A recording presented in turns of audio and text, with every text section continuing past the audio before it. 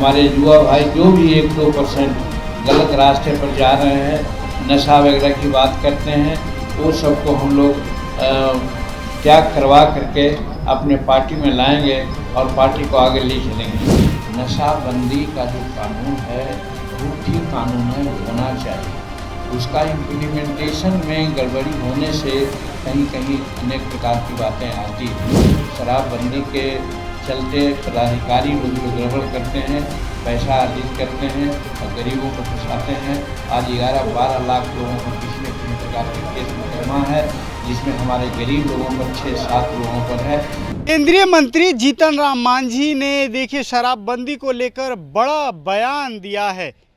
आपको बता दें कि राजधानी पटना में हम पार्टी की बड़ी मीटिंग हुई, जिसमें प्रदेश के युवा जो नेता हैं, युवा नेताओं के साथ साथ बिहार सरकार के मंत्री संतोष सुमन की भी उपस्थिति थी। इसमें बड़ी मीटिंग हुई, जिसमें उन्होंने प्रेस कॉन्फ्रेंस कर बताया कि शराबबंदी को लेकर सवाल खड़े किए हैं। साथ ही उन्होंने कहा कि जिस तरह से सूखा नशा की ओर लगातार युवा बढ़ते जा रहे हैं, जेनजी की बात करें, जिस तरह से आप देखा कि जेनजी की चर्चाएं जो है लगातार पूरे देश में हो रही है। इसी प्रकार से केंद्रीय मंत्री जीतन राम मांझी ने भी जेनजी की चर्चा की। क्या कुछ कह रहे हैं केंद्रीय मंत्री जीतन राम मांझी, पहले वो बयान सुनिए। में आज आयोजित है और उसी अवसर पर यहाँ पर सभी लोग जुटे हैं, सभी हमारे कार्यकारिणी के सदस्य लोग हैं। इसमें बहुत सारे विषय हैं, उस पर चर्चाएं होगी। संगठन को कैसे मजबूत किया जाए। हमारे युवा आज सचमुच में हिंदुस्तान में सबसे ज़्यादा और बिहार में हिंदुस्तान से ज़्यादा युवा हैं। युवाओं में क्या संदेश जाना चाहिए, युवा कैसे संतुलित रहें, कैसे अनुशासित रहें, क्योंकि युवा ही राष्ट्र के कर्णधार होते हैं। उनके बिना कोई काम नहीं चल सकता है। तो आए दिन देखा गया है कि हमारे युवा कुछ भ्रांतियाँ में आ गए हैं और उसके चलते कभी नशा का, कभी और सब चीज़ का सेवन कर करके कुछ लोग 2-4-5% जो हैं हमारे, वो इधर उधर हो रहे हैं। तो हमारे जो हिंदुस्तानी अवाम मोर्चा सेकुलर के साथी यहाँ पर उपस्थित हैं, राष्ट्रीय कार्यकारिणी के, वो लोग संकल्प लेंगे कि हमारे युवा भाई जो भी 1-2% गलत रास्ते पर जा रहे हैं, नशा वगैरह की बात करते हैं, वो सबको हम लोग त्याग करवा करके अपने पार्टी में लाएंगे और पार्टी को आगे ले चलेंगे। हमारी पार्टी हिंदुस्तानी अवाम मोर्चा सेकुलर 2015 से खास करके इसका एक ही उद्देश्य है कि हम दुनिया के सब लोग गरीब हैं, लेकिन हमारा इरादा नेक है। और इसके साथ साथ हम लोग जानते हैं कि मुख्यमंत्री के काल में जीतन मांझी जो मुख्यमंत्री रहे थे 9 महीना, उस समय करीब 34-35 ऐसे निर्णय लिए थे, जिसमें युवाओं के लिए, महिलाओं के लिए, खेतिहर मजदूरों के लिए, खेती के लिए और सिपाही के लिए और सब तरह के लोगों के लिए काम कर रहे थे। और उनके लिए ही ये पार्टी बनी है कि जो काम बचे हैं, नीतीश कुमार जी अपने समय में बहुत अच्छा काम किए और आज सम्राट चौधरी जी भी उनके कामों को आगे बढ़ा रहे हैं। लेकिन कहीं कहीं कुछ अगर कमी हो जाती है तो हमारे युवा लोग उनसे मिल करके ही अपनी बातों को उनके सामने रखेंगे, और ताकि और सशक्त रूप में हमारा बिहार और भारत बढ़े और ख़ास करके युवा संगठित होकर के आगे बढ़े, जिससे कि हम भारत को शक्ति मिले और भारत को आगे बढ़ाने का संकल्प जैसे नरेंद्र भाई मोदी जी लिए हुए हैं।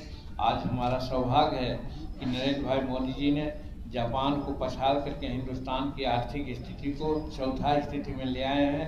और उनका संकल्प यहीं तक नहीं है, उनका संकल्प है 2047 में कैसे भारत दुनिया का सर्वश्रेष्ठ आर्थिक स्थिति में आ जाए। इसके लिए वो रात दिन काम करते हैं और उस काम की सफलता में युवाओं का बहुत बड़ा योगदान है और रहेगा। कैसे युवाओं को हम और संगठित करें, इसके लिए वो प्रयास यह है। हम लोग मंत्रिमंडल के लोग जो भारत सरकार के मंत्रिमंडल में हैं, हम लोगों को भी ये निर्देशित किया गया है कि युवाओं से हम लोग संपर्क करें, उनके कॉलेज में, उनके और सब जहाँ ट्रेनिंग सेंटर है वहाँ जाएं और वहाँ जा कर के भारत में का जो कार्यक्रम चल रहा है उसको उन लोग को हम लोग बतावें और ऐसी स्थिति न होने जाए जो हमारे बांग्लादेश में और हमारे पाकिस्तान में जो बातें हो रही है। एक तत्व ऐसा है दुनिया में कि जो बांग्लादेश और पाकिस्तान में जिस प्रकार की स्थिति आ रही है उसी प्रकार की स्थिति भारत में भी हो, इसके लिए वो लोग प्रयास कर रहे हैं और एक आंशिक प्रयास उन्होंने किया लेकिन सफलता नहीं मिली। और नरेंद्र भाई मोदी जी के कुशल नेतृत्व में हम लोग सब आगे बढ़ गए हैं, लेकिन साथ साथ हम लोग अपनी अपनी थोड़ी कमजोरियों को भी महसूस किया है कि जिसमें हम लोग युवाओं को थोड़ा सा कम करके देख रहे थे। युवाओं को आज आगे बढ़ाने का काम है। हमारे RSS संचालक मोहन भागवत जी ने भी कहा है कि युवा शक्ति है, युवा के बिना कुछ नहीं हो सकता है और उनका जो भी आंदोलन हुआ है वो गलत नहीं हुआ है, ठीक हुआ है। हम लोगों को सीख लेना चाहिए, आगे बढ़ना चाहिए। तो कहने का मतलब आज हमारा विकास या राजनीति की धुरी युवाओं के इर्द गिर्द घूम रही है।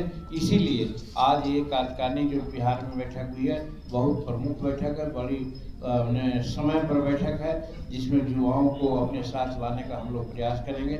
इसीलिए यहाँ पर हम लोग जुटे हैं, आप लोग आए हैं, बहुत बहुत धन्यवाद आपका। सर, युवाओं की सम्मिलितता जो है शराबबंदी के बाद और बड़ी है सूखे नशे में, उसको कैसे देख रहे हैं?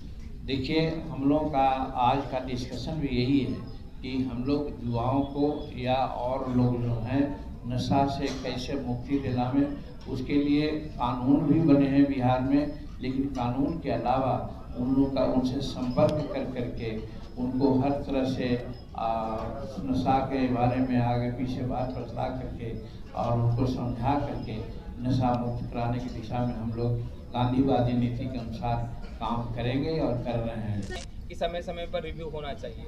अभी वर्तमान में जो स्थिति है, सूखा नशा पे भी आपने अपनी बातों को रखा, युवाओं को लेकर के भी रिव्यू होना चाहिए, अभी वक्त है। हम सब दिन ये बात कहा है कि नशाबंदी का जो कानून है बहुत ठीक कानून है, होना चाहिए।